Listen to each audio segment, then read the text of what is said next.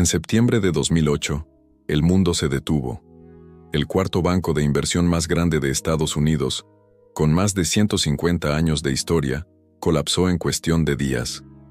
Lehman Brothers, un gigante con activos valorados en más de $600.000 millones, se declaró en bancarrota. Fue la quiebra más grande en la historia de Estados Unidos. Y lo más impactante no fue solo la caída de una empresa, sino la reacción en cadena que provocó.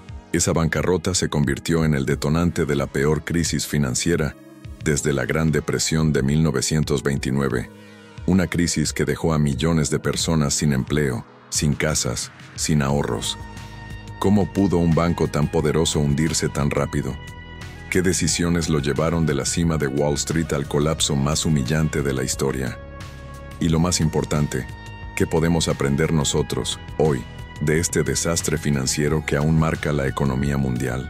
En este video vas a descubrir la historia completa de Lehman Brothers, del auge, a la caída, a las lecciones que todavía retumban en cada rincón del planeta.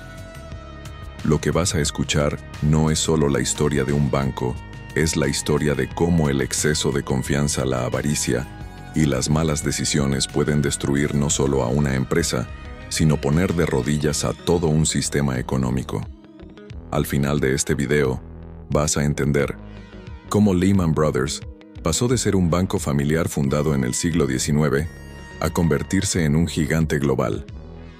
¿Qué papel jugó en la burbuja inmobiliaria y en el mercado de las hipotecas subprime?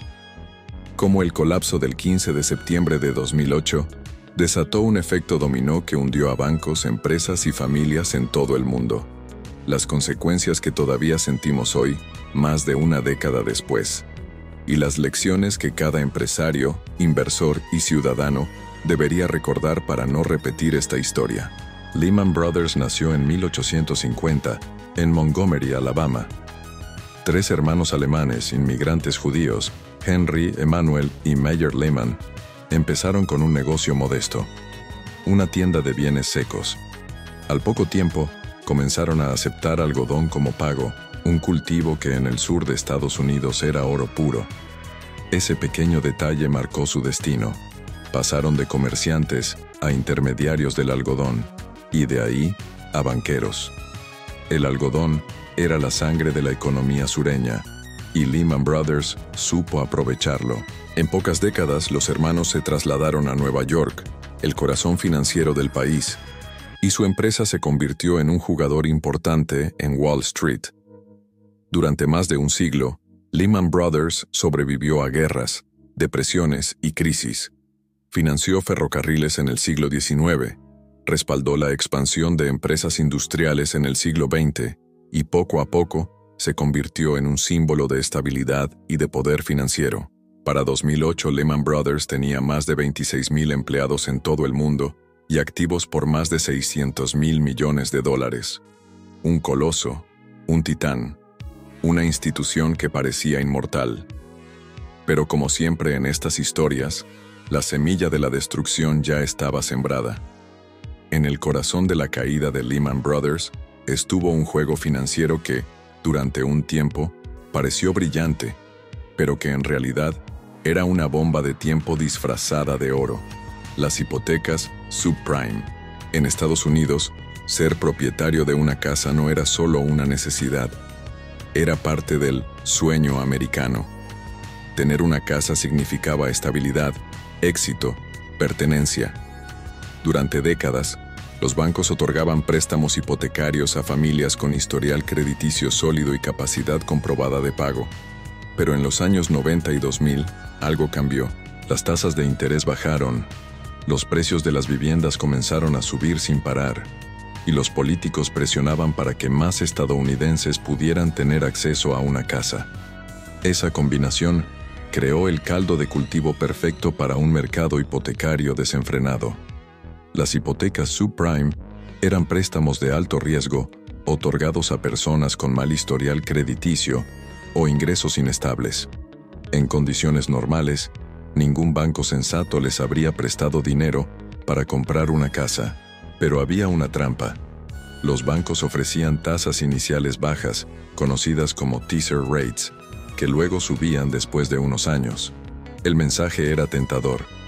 Compra tu casa ahora con pagos bajos, ya después te las arreglas. Millones de familias firmaron esos contratos. Al principio, todo parecía funcionar. Pero lo que estaba ocurriendo era que se estaban sembrando millones de bombas de relojería financieras, programadas para explotar cuando las tasas ajustaran al alza. Lehman Brothers no solo daba hipotecas.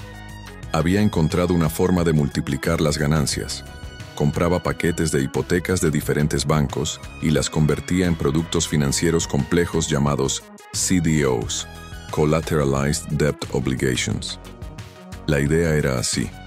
Miles de hipotecas, buenas, regulares y malas, se mezclaban en un solo paquete. Ese paquete se dividía en tramos, senior, mezzanine y junior, según el nivel de riesgo. Se vendía a inversionistas como si fueran productos casi seguros. Lo increíble es que las agencias calificadoras de riesgo, las mismas que debían advertir a los inversionistas, daban a muchos de esos CDOs una calificación AAA, la más alta posible, como si fueran tan seguros como bonos del Tesoro estadounidense. Era como vender dinamita envuelta en papel dorado con un sello de 100% seguro. Mientras los precios de las casas seguían subiendo, nadie cuestionaba nada. Las familias pensaban, siempre podremos refinanciar.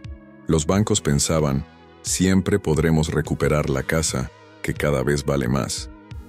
Lehman Brothers pensaba, siempre habrá compradores para nuestros CDOs. Y los inversionistas globales pensaban, si está calificado como AA, debe ser seguro.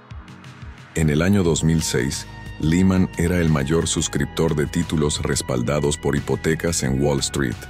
Solo en ese año emitió más de $146 mil millones en estos productos. El negocio era tan rentable que los ejecutivos recibían bonos multimillonarios por cada año récord. La presión interna no era por estabilidad, sino por generar más y más préstamos, sin importar si los deudores podían pagarlos o no. El problema era simple. Todo dependía de que el precio de las casas siguiera subiendo indefinidamente, pero ningún mercado en la historia sube para siempre. Cuando en 2006-2007 los precios de las viviendas comenzaron a estancarse y luego a caer, el modelo colapsó. Las familias empezaron a incumplir masivamente sus hipotecas. Las casas embargadas inundaron el mercado, lo que hizo que los precios cayeran aún más. Ese fue el inicio de un círculo vicioso. Más incumplimientos, más embargos, más caída de precios, más pérdidas para los bancos. Los CDOs que Lehman había vendido a medio mundo perdieron valor de la noche a la mañana. Lo que en los papeles era seguro como el oro, en la realidad no valía nada. El juego de las hipotecas subprime fue como apostar en un casino donde todos pensaban que la ruleta siempre caería en rojo. Durante un tiempo funcionó, pero cuando la bola cayó en negro, el sistema entero explotó. Lehman Brothers fue el mayor jugador de esa mesa. Y cuando el castillo de naipes se derrumbó, arrastró al mundo entero con él. Y si quieres seguir descubriendo cómo esta cadena de errores cambió la historia financiera para siempre, suscríbete ahora mismo, porque lo que viene es aún más increíble. El juego de las hipotecas subprime parecía una fórmula mágica. Préstamos infinitos, casas siempre en alza, productos financieros que convertían la basura en oro, pero en realidad era una trampa mortal. Y Lehman Brothers, cegado por la codicia, fue quien más apostó en esa mesa. Cuando las fichas se acabaron, el gigante cayó, y con él, el mundo entero entró en crisis. Durante los primeros años del nuevo milenio, mientras el resto del mundo miraba con orgullo el crecimiento del mercado inmobiliario estadounidense, dentro de Wall Street se respiraba un aire de triunfo. Los ejecutivos de Lehman Brothers y otros bancos de inversión estaban convencidos de que habían encontrado la fórmula mágica de la riqueza infinita. Entre 2003 y 2007, las ganancias de Lehman Brothers se dispararon. Cada trimestre superaba al anterior. Los informes financieros parecían sacados de un cuento de hadas. Ingresos récord, utilidades récord, bonos récord. Las acciones de Lehman se multiplicaron. Los inversionistas lo veían como un cohete imparable. La lógica que alimentaba este optimismo era peligrosa pero seductora. Los precios de las casas siempre suben. El mercado inmobiliario nunca cae a nivel nacional. Podemos seguir empaquetando hipotecas y vendiéndolas como oro. El resultado fue un espejismo, ganancias reales en el corto plazo, pero construidas sobre una base completamente frágil. Dentro de Lehman Brothers, el ambiente no era de prudencia, sino de exceso. Los ejecutivos y operadores recibían bonificaciones multimillonarias cada año, calculadas no por la solidez de las inversiones a largo plazo, sino por las ganancias inmediatas. Esto incentivaba un comportamiento suicida. Mientras más riesgos tomaran y mientras más préstamos empaquetaran, más dinero ganaban. Un directivo podía recibir decenas de millones de dólares en bonos por un solo año exitoso. Nadie preguntaba qué ocurriría en 5 o 10 años. El lema no oficial era: toma el dinero ahora, que el futuro lo pague otro. El propio CEO de Lehman, Richard Fuld, se convirtió en símbolo de esta arrogancia. Apodado el gorila de Wall Street, dirigía la empresa con mano de hierro y estaba convencido de que Lehman era indestructible. Bajo su mando, las apuestas arriesgadas se multiplicaron. La burbuja inmobiliaria crecía y con ella, las cifras de Lehman. En 2003, sus ingresos netos fueron de unos 2.700 millones de dólares. En 2007, alcanzaban más de 4.000 millones. Sus activos totales superaban los 600.000 millones de dólares. Cada año se celebraban como héroes. Los medios financieros ponían a Lehman en la portada como un modelo de éxito. Analistas recomendaban sus acciones como una apuesta segura. La arrogancia no estaba solo dentro del banco. Era compartida por todo el ecosistema financiero. El problema era que esas cifras no reflejaban riqueza sólida, sino una ilusión contable. La mayor parte de las ganancias venían de productos hipotecarios tóxicos. Los modelos matemáticos y las calificaciones AA disfrazaban la realidad. Era como inflar un globo con aire caliente y confundirlo con un cohete rumbo al espacio. Desde afuera parecía imparable, pero por dentro estaba vacío. En 2006 y 2007, algunos economistas comenzaron a advertir que el mercado inmobiliario estaba sobrecalentado. Los precios crecían mucho más rápido que los ingresos de las familias. Había barrios donde las casas se revendían 2 o 3 veces en pocos meses, como si fueran boletos de lotería. Pero dentro de Lehman, esas voces fueron ignoradas o ridiculizadas. Richard Fuld y su equipo creían que el crecimiento era infinito. Llegaron a afirmar en reuniones con accionistas que la exposición de Lehman al mercado hipotecario estaba perfectamente cubierta. La arrogancia cegó la prudencia. La realidad era que Lehman estaba sentado sobre un castillo de naipes. Cada hipoteca incobrable era como una carta mal colocada. Mientras todo el mundo jugaba con entusiasmo, el castillo parecía firme, pero bastaba un soplo, la caída de los precios de las casas, para que todo se viniera abajo. Cuando los primeros incumplimientos comenzaron a dispararse en 2007, el aire de triunfo se convirtió en silencio incómodo. Pero incluso entonces, Lehman insistía en que tenía controlada la situación. La arrogancia se transformó en negación. El auge artificial de Lehman Brothers fue un espejismo alimentado por la avaricia y la confianza ciega en que el pasado se repetiría eternamente. Su arrogancia los llevó a ignorar las señales, a subestimar los riesgos y a engañarse con cifras que no tenían sustento real. Aquí está la gran lección. El éxito mal gestionado puede ser más peligroso que el fracaso. Vamos a continuar, pero antes recuerda dejarme tu like y suscribirte al canal para que te mantengas informado. Continuamos. Entre 2003 y 2007, Lehman Brothers vivió sus años dorados. Ganancias récord, ejecutivos millonarios, acciones en alza. Todo parecía perfecto, pero era un éxito artificial, construido sobre hipotecas tóxicas y riesgos mal calculados. Y lo peor, la arrogancia los convenció de que nada podía salir mal. Estaban bailando al borde del abismo, sin darse cuenta de que el suelo ya estaba cediendo bajo sus pies. A mediados de 2007, las grietas en el castillo de naipes de Wall Street ya eran visibles. Los precios de las casas habían comenzado a caer. Familias en todo el país estaban incumpliendo sus hipotecas a un ritmo alarmante. Los CDOs, antes calificados como oro puro, empezaban a pudrirse en las carteras de bancos y fondos de inversión. Los rumores crecían. Lehman estaba demasiado expuesto. Pero públicamente, su CEO, Richard Fuld, insistía en que el banco estaba sólido. En conferencias con analistas, repetía frases como: «Nuestra posición de capital es fuerte, tenemos liquidez suficiente». Era un intento desesperado por transmitir calma, mientras por dentro el edificio ardía. Entre 2007 y 2008, las acciones de Lehman se desplomaron de más de $80 a menos de $4. Los inversionistas perdieron la confianza. La prensa hablaba de un posible colapso. El 10 de septiembre de 2008, Lehman reportó pérdidas trimestrales por $3.900 millones. Fue el cuarto trimestre consecutivo en rojo. La alarma ya no era un rumor, era oficial.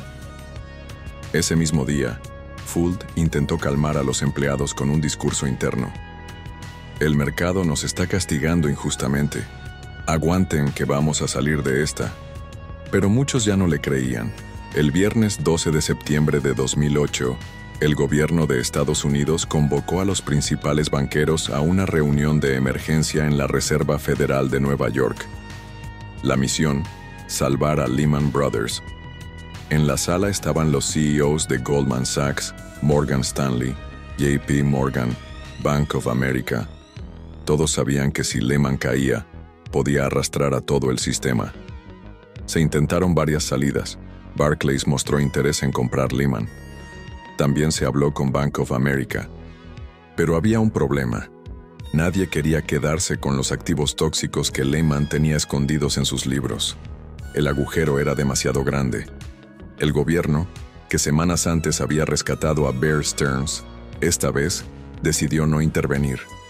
El secretario del Tesoro, Henry Paulson, dijo una frase que quedaría para la historia: «No vamos a usar dinero público para salvar a Lehman». A las primeras horas de la mañana, la noticia explotó. Lehman Brothers se declaraba en bancarrota. La cifra era aterradora: más de $600 mil millones en deudas. Era la mayor quiebra empresarial en la historia de Estados Unidos. Las imágenes se hicieron virales. Cientos de empleados saliendo de las oficinas en Manhattan, cargando cajas de cartón con sus pertenencias. Ejecutivos, analistas, asistentes, todos despedidos de un día para otro. Esa escena se convirtió en el símbolo de la crisis financiera mundial. La caída de Lehman no fue solo un evento aislado. Fue como arrojar una bomba al corazón del sistema financiero.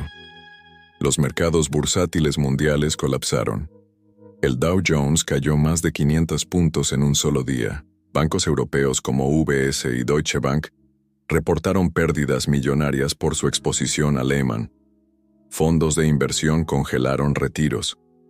La caída de Lehman Brothers fue el momento en que el mundo comprendió que la burbuja inmobiliaria no era un problema local, sino un incendio global.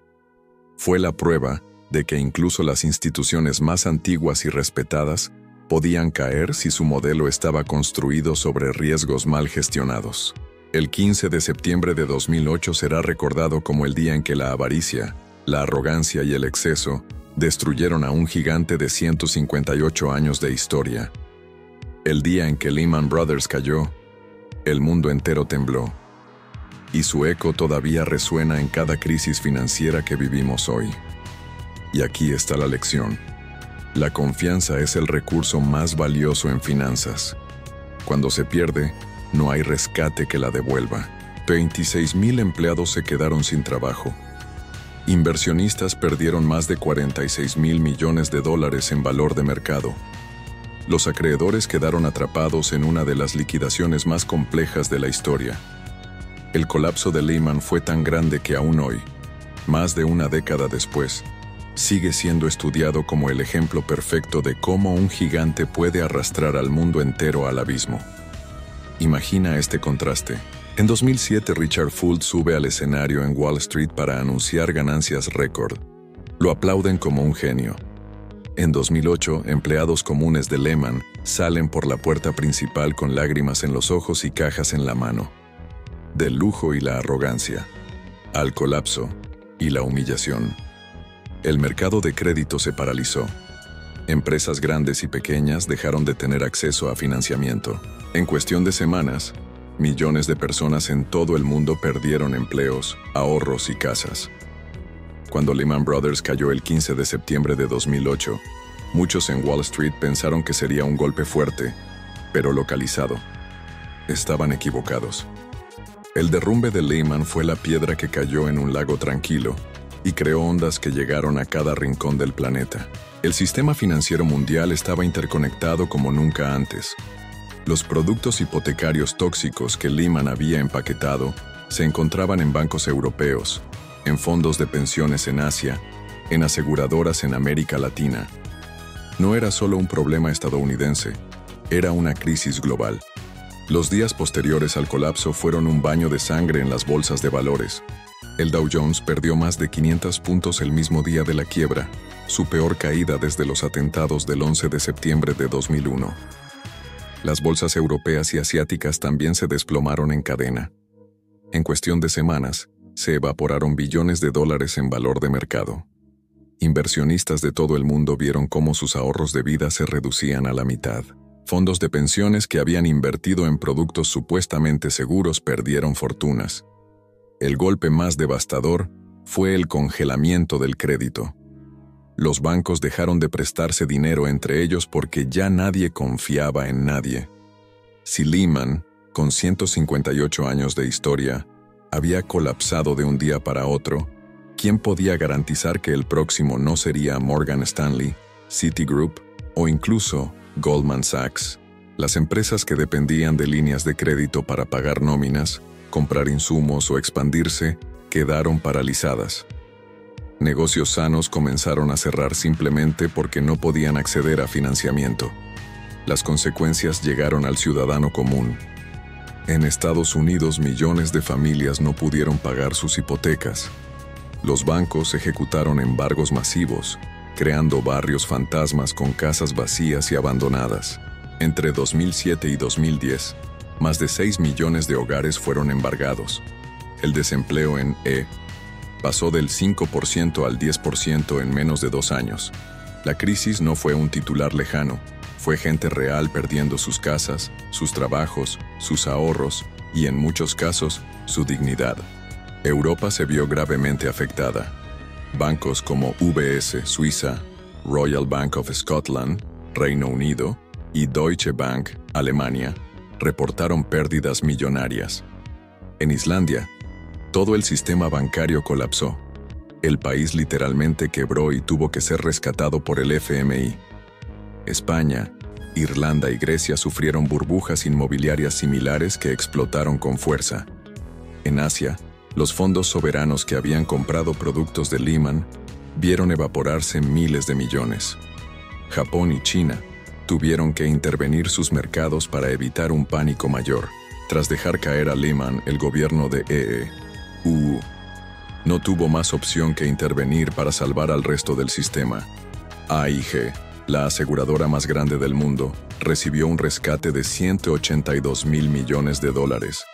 El gobierno lanzó el TARP, Troubled Asset Relief Program, un plan de $700 mil millones para recapitalizar bancos. General Motors y Chrysler, gigantes de la industria automotriz, también tuvieron que ser rescatados porque la crisis de crédito los había dejado al borde de la quiebra. Irónicamente, el mensaje fue claro: Lehman cayó, pero el resto fue salvado porque el sistema no podía permitirse otro colapso. En más de 8,8 millones de empleos se perdieron entre 2008 y 2010. La riqueza neta de los hogares cayó en más de $19 billones. El comercio mundial se contrajo un 12% en un solo año, la peor caída desde la Segunda Guerra Mundial. La recesión fue tan severa que muchos la llaman la Gran Recesión, el golpe económico más fuerte desde 1929. La caída de Lehman también cambió el mundo para siempre. Se implementaron nuevas regulaciones como la ley Dodd-Frank para intentar evitar otra crisis similar. Los bancos se volvieron más cautelosos, al menos por un tiempo. El término demasiado grande para caer, too big to fail, se convirtió en parte del vocabulario global. Y lo más importante, la confianza en el sistema financiero quedó rota. Millones de personas comenzaron a ver a los bancos no como protectores de su dinero, sino como jugadores de casino que apuestan con la economía mundial. La caída de Lehman Brothers no fue solo un fracaso empresarial, fue una catástrofe humana y económica que afectó a todo el planeta. Demostró que la avaricia de unos pocos puede destruir la vida de millones. La lección es clara. Cuando el sistema financiero juega con fuego, no son los banqueros quienes se queman primero. Son las familias, los trabajadores, la gente común. El colapso de Lehman Brothers fue el epicentro de un terremoto que sacudió al mundo entero. Millones de personas perdieron sus casas, sus empleos, sus ahorros. Gobiernos tuvieron que gastar billones para salvar al sistema financiero, y la confianza en Wall Street quedó para siempre manchada. La caída de un banco se convirtió en la caída de un mundo. Y todavía hoy, seguimos pagando las consecuencias. La historia de Lehman Brothers no es solo la historia de un banco, es la historia de lo que ocurre cuando la avaricia y la falta de regulación se combinan en un sistema financiero global. Es una advertencia. Los gigantes pueden caer, y cuando lo hacen, arrastran a todos con ellos. Y si quieres seguir descubriendo más historias de auge y caída, suscríbete ahora mismo.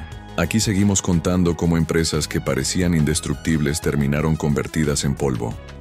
Lehman Brothers fue un banco que sobrevivió a guerras, depresiones y crisis durante más de 150 años. Pero en 2008, en cuestión de semanas, se derrumbó.